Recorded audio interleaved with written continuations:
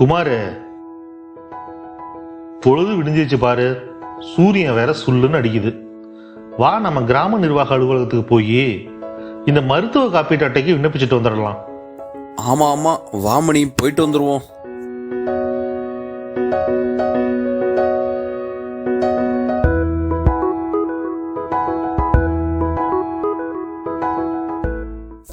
வணக்கம் sir.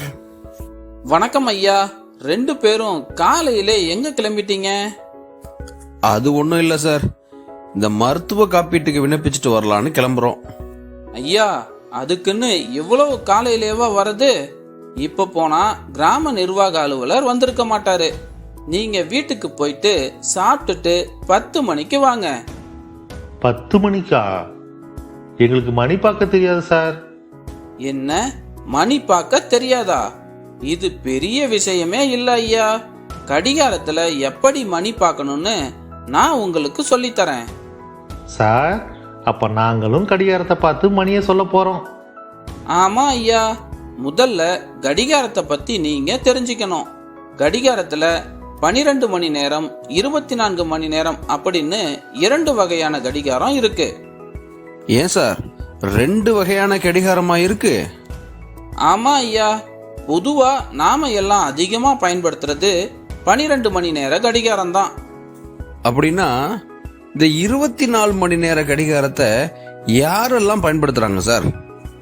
Railway, ராணுவம் போன்ற துறைகள்ல 24 மணி நேர கடிகாரத்தை பயன்படுத்துறாங்க.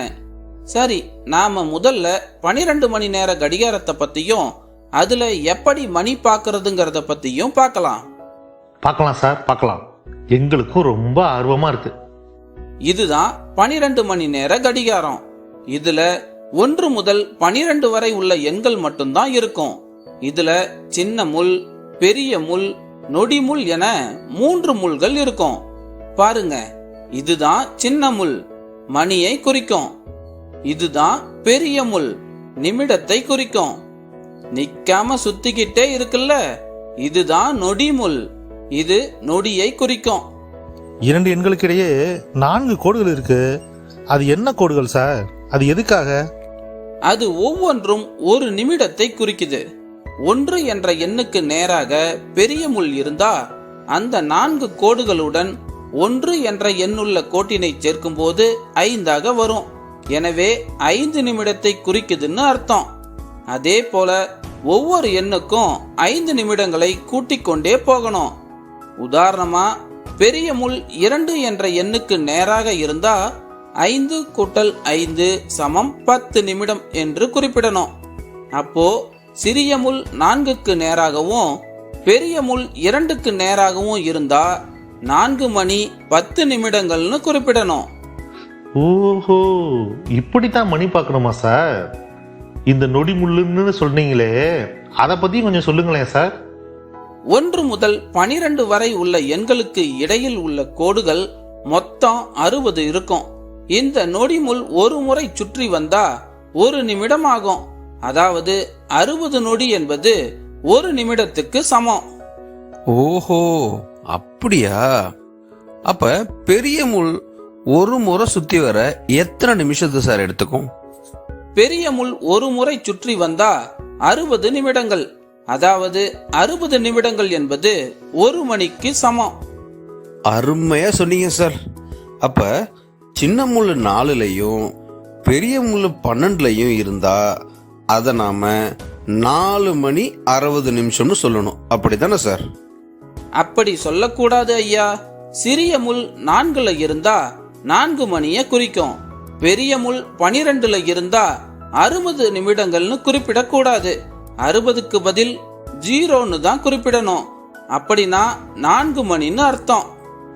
ஓ, அப்படின்னா சின்ன முள் 5லயும் பெரிய முள் 12லயும் இருந்தா 5 மணின்னு சொல்லணும், அப்படிதானே சார்? ஆமா ஐயா, கரெக்டா சொன்னீங்க. சரி, சின்ன முள் 4லயும் பெரிய முள் 3லயும் இருந்தா மணியை எப்படி குறிப்பிடணும்னு சொல்லுங்க பாப்போம். சின்ன முள் 4ல இருந்தா 4 மணியை குறிக்கும். பெரிய முள் 3ல இருந்தா 5 கூட்டல் 5 கூட்டல் 5 மொத்தம் 15. அப்போ 15 நிமிடங்களை குறிக்கும். அப்படின்னா 4 மணி ஆகுது 15 நிமிடங்கள் சார். சூப்பரா சொன்னீங்க ஐயா. அவ்வளவுதான், மணி பார்க்க கத்துக்கிட்டீங்களே. சரி, இப்போ 24 மணி நேர கடிகாரத்தை பத்தி பார்க்கலாமா? தாராளமா சொல்லுங்க சார், அதை பத்தியும் இன்னைக்கு தெரிஞ்சுக்கிறோம். 24 மணி நேர கடிகாரத்துல உள்புற வட்டத்துல 1 முதல் 12 வரை உள்ள எண்களும், வெளிப்புற வட்டத்தில் 13 முதல் 24 வரை உள்ள எண்களும் குறிப்பிடப்பட்டிருக்கும்.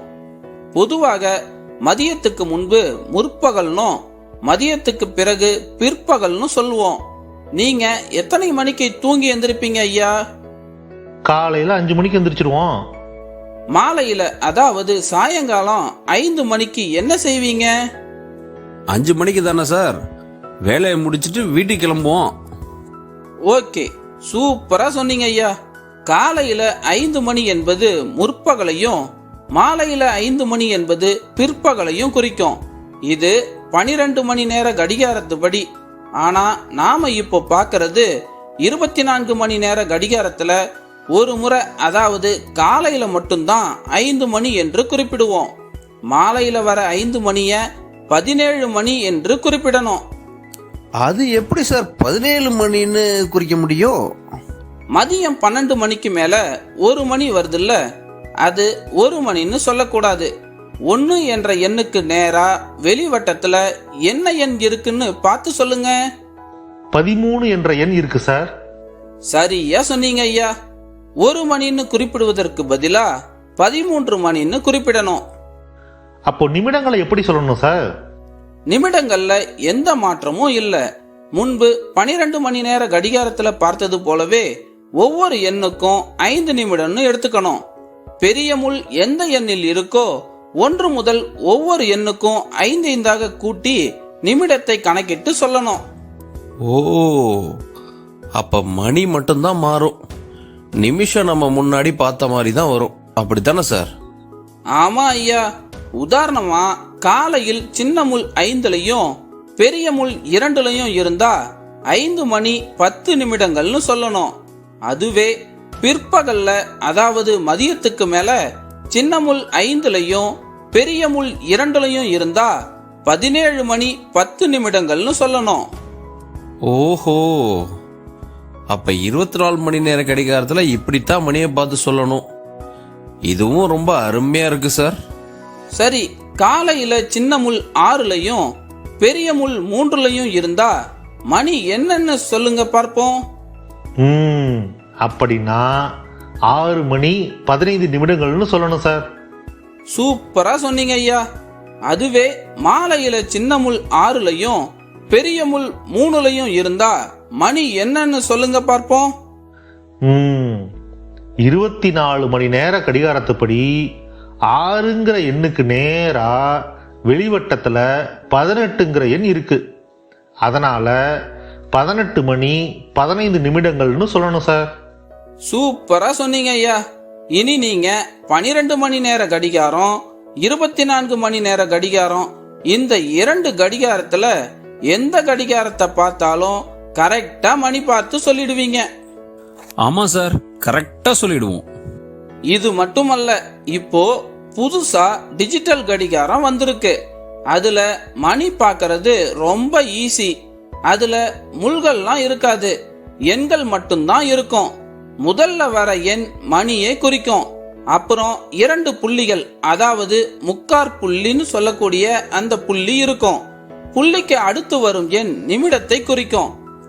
உதாரணமா 7 முக்கார் புள்ளி 25ன்னு இருந்தா 7 மணி 25 நிமிடங்கள்னு சொல்லணும். மத்த கடிகாரத்தை விட இந்த டிஜிட்டல் கடிகாரத்துல மணி பார்க்கறது ரொம்ப ஈஸியா இருக்கும் போல இருக்கு சார். ஆமா ஐயா, இதுல மணி பார்க்கறது ரொம்ப ஈஸின்னு முன்னாடியே சொன்னேன்ல. சார், எங்களுக்கு கடிகாரத்தை பத்தியும் கடிகாரத்துல எப்படி மணி பார்க்கறத பத்தியும் விளக்கமா சொல்லி தந்தீங்க. உங்களுக்கு ரொம்ப நன்றி சார். நாங்க போயிட்டு 10 மணிக்கு வந்து மருத்துவ காப்பீட்டு அட்டைக்கு விண்ணப்பிக்கிறோம் சார். மகிழ்ச்சி ஐயா, போயிட்டு வாங்க.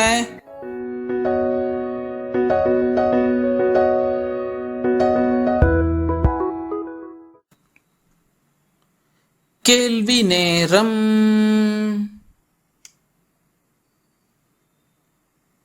கடிகாரத்தை பார்த்து மணி கூறவும். சிறிய முள் 3லயும் பெரிய முள் 12லயும் இருந்தா 3 மணி. கடிகாரத்தை பார்த்து மணி கூறவும். சிறிய முள் 8லயும் பெரிய முள் 12லயும் இருந்தா 8 மணி. கடிகாரத்தை பார்த்து மணி கூறவும். சிறிய முள் 9லயும் பெரிய முள் 12லயும் இருந்தா 9 மணி. கடிகாரத்தை பார்த்து மணி கூறவும். சிறிய முள் 4லயும் பெரிய முள் 12லயும் இருந்தா 4 மணி. கடிகாரத்தை பார்த்து மணி கூறவும். சிறிய முள் 2லயும் பெரிய முள் 12லயும் இருந்தா 2 மணி. கொடுக்கப்பட்டுள்ள நேரத்தை காட்ட கடிகாரங்களில் முள்களை வரைக. 11 மணி. சிறிய முள் 11லயும் பெரிய முள் 12லயும் வரையணும். கொடுக்கப்பட்டுள்ள நேரத்தை காட்ட கடிகாரங்களில் முட்களை வரைக. 1 மணி. அப்போ சிறிய முள் 1லயும் பெரிய முள் 12லயும் குறிப்பிடணும். கொடுக்கப்பட்டுள்ள நேரத்தை காட்ட கடிகாரங்களில் முட்களை வரைக. 5 மணி. அப்போ சிறிய முள் 5லயும் பெரிய முள் 12லயும் வரையணும். கொடுக்கப்பட்டுள்ள நேரத்தை காட்ட கடிகாரங்களில் முட்களை வரைக. 7 மணி. அப்போ சிறிய முள் 7லயும் பெரிய முள் 12லயும் வரையணும். கொடுக்கப்பட்டுள்ள நேரத்தை காட்ட கடிகாரங்களில் முட்களை வரைக. 6 மணி. அப்போ சிறிய முள் 6லயும் பெரிய முள் 12லயும் வரையணும். நன்றி.